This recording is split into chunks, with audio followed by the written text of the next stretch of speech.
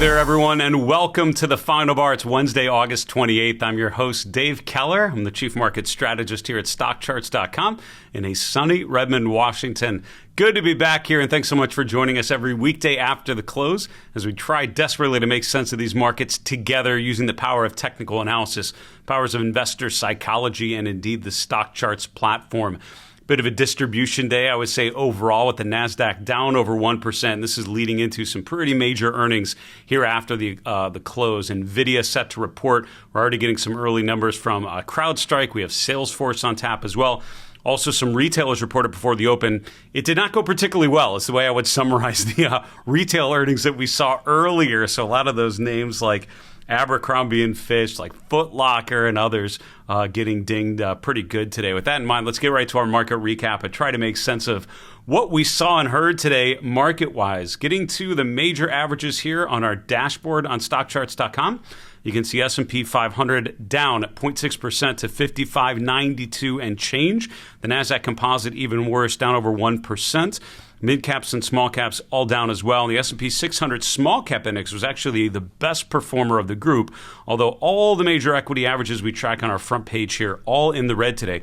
The VIX actually in the green went up 1.7 VIX points to just over 17. We're still sort of in that 15 to 20 range, which, you know, again, generally speaking, to me, that implies a vulnerable market, but a market that's still holding up okay, right? VIX above 20 is where you start to get concerned about the potential for further downside. We were there, of course, a couple weeks ago. We've remained sort of in that 15 to 20 range here for a little while. Looking at interest rates, bit of movement, but to be honest with you, at the end of the day, not much change. Yesterday, you saw rates come down across the board. The 10-year yield settled down to around 3.85%. We'll call it 3.84%. Similar to what we saw today here, up slightly across the mid to long points in the yield curve, but really kind of a quiet day for the fixed income markets. The dollar index actually pushing higher. The UUP, which is a bullish dollar ETF, was up about 0.6% today. That's been one of those, I think, themes to think about. Off of, sort of June, July, August, when you see the strength in the major averages. One of the reasons, arguably, or one of the reasons that has been permitted to happen, I guess, by macro forces is a relatively weak dollar. And so we really didn't get that big safe haven kind of trade that a big spike in the dollar often implies. So watch the dollar, because if the dollar index starts to push back higher, that's kind of not the environment we've seen here. In the last month or two, we've seen the dollar actually weaken quite a bit here. $USD is my favorite way to track the dollar index on the StockCharts platform. UUP is a pretty liquid ETF, so it's good to track for intraday movements. Looking at the commodity space, gold, silver both down, copper prices, crude oil prices down. Most of the commodities we track out of these major commodity ETFs in the red today. Silver prices, one of the worst performers in the group, down about 2.5%. Gold prices down about 0.7%. The GLD still pretty close to new all-time highs. Same can be said for silver and elsewhere. Energy, very much not the case. Energy has been a relatively weak area of the commodity space, and the USO was down another 1.3% today. Looking at cryptocurrencies, we have Bitcoin back below 60,000, and as I've mentioned many, many times, watch that 60,000 level. We actually broke below that yesterday. Today we rallied right up to 60,000. You can see a number of tests here in the last 12 to 24 hours. We tested 60K and failed to get above there. That often happens with Bitcoin sort of revolving around those big 10,000 increments. So 60,000 now the level we are below, and I think above 60,000, that's obviously a much better chart. It's concerning for Bitcoin because now what's happened is we've had a sort of a steady pattern of lower highs and lower lows. I think the long-term thesis is still quite strong, but in the short term, it's really more of a tactical downtrend here, and really more in the medium-term time frame, as I like to talk about it. All right, looking at the 11 S&P sectors, you can see that most of them actually in the red today. Only 3 of the 11 S&P sectors finished in the green. Financials slightly higher, about 0.25% to the upside. Healthcare and utilities both up just a little bit. Everything else was down. Technology, your worst performer. Now, there's a bunch of earnings after the close today, and you're seeing some of the sell-off that we experienced in some of those names and other technology shares today. The XLK was down 1.4%. XLY, consumer discretionary, was down about 1%. Communication services, number 3 from the bottom, down about 0.2%. So you have the FANG sectors, right? The Mag 7 sectors all leading the way lower. And that really, I think, tells kind of a key story that we've been experiencing here. This recovery rally that we've had with the S&P and the NASDAQ approaching their previous all-time highs from July. It has not been driven by the Magnificent Seven names. And we've seen that with NVIDIA, wondering if earnings after the close today will propel NVIDIA to the upside. You're seeing that with charts like Alphabet and others. Meta being unable to break out. Alphabet really, making lower highs and looking potentially to make a lower low. That's not where the strength has been. The strength has been elsewhere, and you're seeing that in no small part today. Just checking in on the Magnificent Seven charts in particular, all of them in the red. NVIDIA was down 2% today. That's going into the earnings report after the close today. Netflix, number 2, Tesla, number 3 from the bottom, all down over 1.5%. Meta's your best performer out of this group, and it was still down about 0.5%. Let's go to a daily chart of the S&P 500, see what sort of damage was created. And to be honest with you, it's not too bad here. I mean, I think when I'm looking at the chart of the S&P 500, I'm struck by this obviously this V-shaped recovery, the sell-off from the July peak, the low that we established in early August, well above the 200-day moving average, well above the April low. And then this recovery rally we have experienced here over the last month or so in August. About 2 weeks ago, we actually reached up above 5,600 for the second time in history. And from there, we've really languished, right? I mean, if you look at the last 2 weeks, we're kind of stalled out here. And most of the days in the last 2 weeks have been right around that same price range, right? Revolving around 5,600. So we really haven't had the positive follow through to get the benchmark to a new all-time high. The momentum, as we mentioned on yesterday's show, I think a big cause for concern, right? As we're retesting those previous all-time highs, instead of the RSI being up around 80, which it was in early July, we're actually down around 60. So it's a much different momentum picture, and I think, again, that has a lot to do with the pace of this market advance, because some of the biggest names that have the ability to really move the benchmark higher because they're such big weights, those Magnificent Seven names, have not been the juice. They've not been the sweetness here. They've been actually lagging behind in the month of August. So until that changes, I'm skeptical about meaningful further upside for the S&P 500. But let's be clear, it's starting to look a lot like a double topping pattern, right? Which is where you have a level of resistance where you retest it and you're unable to get above there. That's certainly what this market feels like for now. Again, that can change the day we break out. But as we've said before, that day is not this day. The McClellan Oscillator, and we talked yesterday about some breadth indicators, looking at new 52-week highs, looking at the advanced decline data. One of the indicators that I really appreciate as a short-term measure of breadth, which is interesting to watch in a primary bull market, is the McClellan Oscillator, because when the McClellan Oscillator in a bullish phase, it usually spends a good amount of time above zero, and if and when it breaks below zero, again, not the end of the world necessarily, and there are plenty of times just in the last 12 months where we've seen the market advance just fine when the chart here is shaded red, meaning the McClellan Oscillator is below zero, and I would argue that those times are the times when those big mega cap growth stocks were just so strong that even despite the weaker breadth, the market was able to hold up okay. But if you see breadth conditions deteriorate, the McClellan Oscillator is often one of the first places that pops up. And that's by design, right? The indicator was designed to take the daily advanced decline data and then turn it into more of an oscillator to sort of gauge these short-term momentum swings in market breadth. So for now, we're holding above that zero level. This is not updated for today's close just yet, so we'll see if that's able to hold. But I will tell you, at the after a close, we've seen the McClellan Oscillator below zero. For me, that would definitely be a red flag to think about the vulnerability to potential further downside that declining breadth often is a great precursor for. All right, let's talk about the VIX here. Obviously, we had that big spike in the VIX on a closing basis, got to the upper 30s. On an intraday basis, got to the mid-60s earlier this month in August. I feel like that was a lifetime ago in market terms, and certainly feels like that a lot, right? When the VIX is spiking up there, the S&P is breaking to a new swing low. It certainly felt like the April lows were in play and really questionable whether that would be able to hold.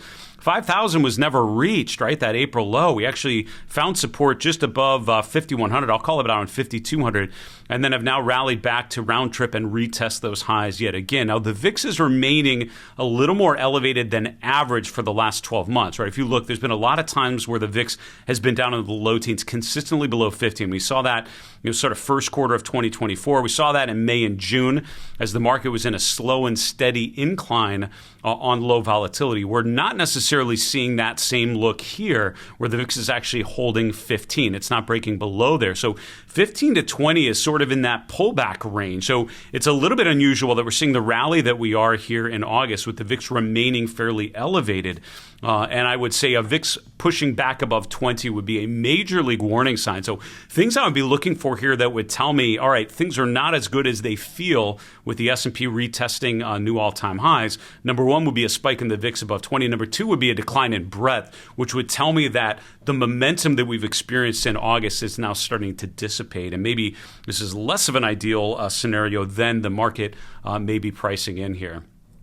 All right, let's look at two intermarket checks. We'll look at Bitcoin. I want to look at gold as well here. Let's look at the chart of Bitcoin first. On our platform, as on many, it's a $BTCUSD. That is your Bitcoin to US dollar cross rate, essentially, right? So, what's interesting about the chart of Bitcoin, I mean, take a step back from your monitor for a minute. This is looking at the last 12 months. Really look at what Bitcoin has done in the last 6 months. And the answer is it's gone sideways. The level that we're at right now, if you just look directly to the left from the final bar, the current price bar here around 59,000 and change, look to the left.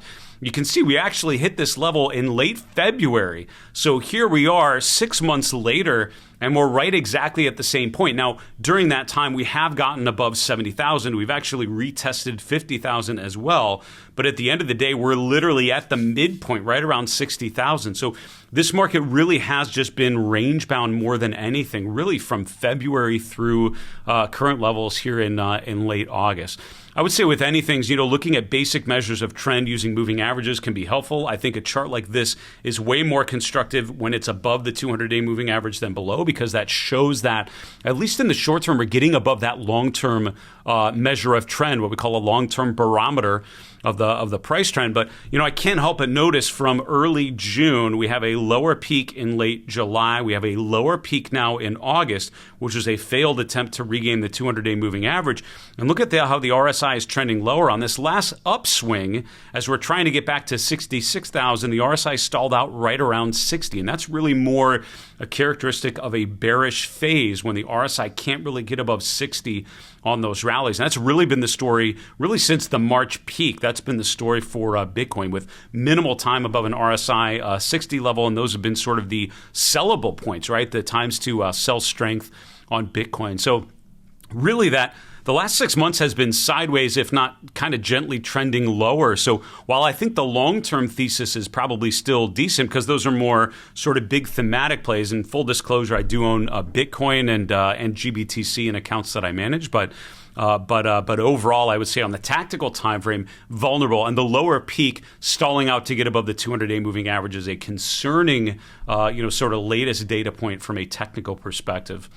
Let's get a happier smile on our faces talking about the chart of gold. While I think Bitcoin has a questionable uptrend, something like gold actually has a really decent uptrend. We're looking at the GLD here. I sort of go back and forth between the GLD, which is an ETF that tracks gold, and sort of the gold future, which is $GOLD on our platform.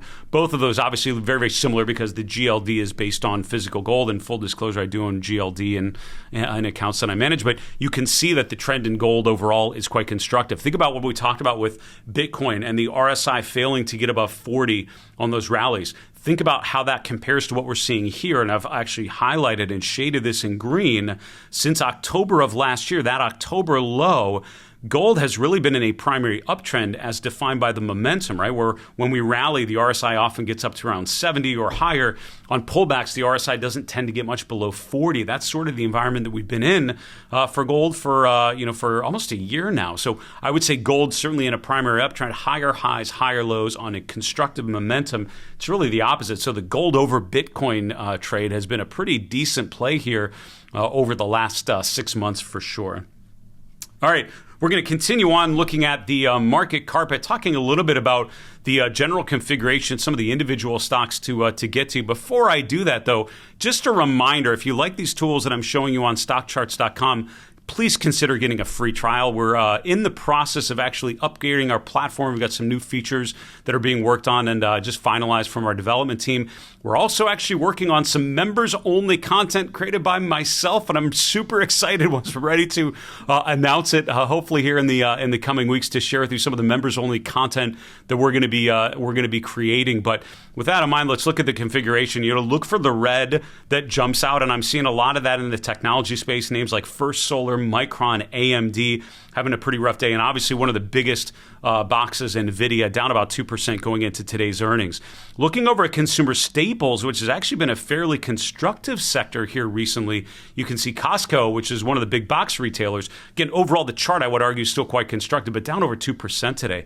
The retail names getting hit pretty good. You can see Nike, Starbucks, Bed Bath & Body Works, BBWI, what else? Cruise lines, gambling stocks, eBay, Ross stores, all of these were showing some bright red on there.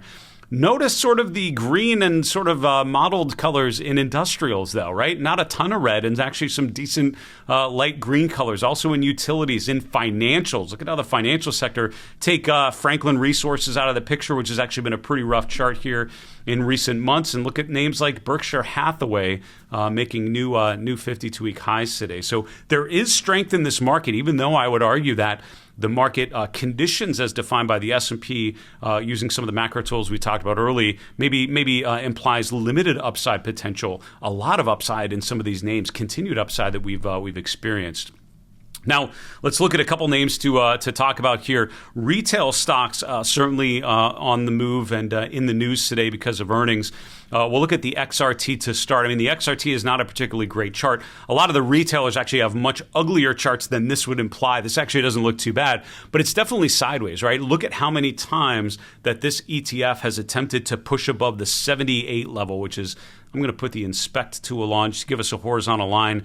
78's right here. Look at how many times we have attempted to push above that horizontal level and have failed. I'm seeing 1 in March, 2, 3, 4, 5. This last week is the 6th time in the last 6 months that we've tried to get above this level and have failed to do so. And that is a reality for retail. The XRT is not a horrible chart, but it's certainly not a good chart, and it's certainly not a chart going up. It is range bound. It's a chart that is in a consolidation phase or in an equilibrium. You can draw a rectangle around the recent price action in the last 6 months, and that pretty much tells the story, I would argue, from a technical perspective. Now, today, you're seeing some names getting dinged pretty good around earnings. Abercrombie and Fitch coming out, I think, before the open today, down about 17%. Still holding the early August lows, still holding the 200-day moving average, but today's gap lower, certainly not the upside catalyst I think Abercrombie and Fitch shareholders were probably looking for. Now we have a confirmed lower high on weaker momentum with the RSI stalling out around 60. That's not great. Foot Locker, ticker FL, was kind of breaking out here in early mid-August, breaking to a new 3-month high. That's where it popped up on my list. Down 10% today. It was down a lot more earlier today. It actually dipped briefly below 28 to around 27.50 to test the 50-day moving average. It did recover by the close, but still down about 10% as we come off of that retest of the late 23 and early 24 highs. So that chart looking vulnerable as well. I mentioned Bath & Body Works, BBWI, failing to get above the 50-day moving average this week, and today gapping down another 7% around earnings. So, remains in a primary downtrend, I would argue, of lower highs and lower lows. The momentum overall is still very much in a bearish phase. After breaking out here in late May, it's been nothing but distribution for BBWI. So this was a week where I feel like if you're looking at some of those names, if you're holding some of those names, maybe you're optimistic that earnings would have provided an upside catalyst for what it's worth on these three names. Not happening today. All three of them getting dinged here. Speaking of stocks getting dinged, SMCI, super microcomputer, you may remember this as one of the most important names in 2023 at times. It was having this exponential, this meteoric rise up above $1,000 a share in colossal fashion in Q1. Now here we are in Q3, and we've shed quite a bit, shed about 60% of value from making that March peak, down another 19% today. as they guide lower. And the relative strength, I think, tells the story. The momentum tells the story of a weakening price trend. And again, when we're making lower lows and lower highs below a 200-day moving average, I tend to not be excited. What's looking good? I mean, are there things that are working? There are. I will tell you, they're in some defensive sectors, though. Financial, certainly a place. As I was scanning for stocks making new 3-month highs for my Market Misbehavior Premium members earlier today, we talked a lot about the financial sector. I would encourage you to take a look at things like insurance names, which overall some fantastic charts in that space. Defensive sectors like real estate, like utilities, and consumer staples. Here's Tyson Foods making a new 52-week high today, up another 3% with a nice rotation higher. Here's ConAgra, CAG, popping up on my new 3-month highs list today, pushing above $31 a share for the first time since early August of last year. So a new 12-month high as we complete that rotation above the peak from Q2. So there are some impressive rallies happening. It's just not in the names we're used to them being in. And some of these higher yielding plays with strong price action could be an interesting place to consider. 3 names reporting earnings after the close. Let's check in on each of those just to see what they're doing after the close. And again, I don't like to put a lot of weight into the actual values that we've seen, but I think looking at the after-hour session can be interesting just to gauge an initial reaction. A lot of these names, of course, we've had the initial numbers released, but the calls really haven't played out yet, or the market has not fully reacted to what we're going to hear in the earnings calls. A lot can happen. Of course, it's a fluid, volatile after-hour session in some cases, in many cases when a company reports earnings. But for now, NVIDIA actually down about 4.5% after the close to just around 120, which is right at the 50-day moving average there in blue. CrowdStrike, and we talked about all 3 of these names yesterday. So if you missed yesterday's show, go back there. We talked a little bit more about the technical setups going into earnings today.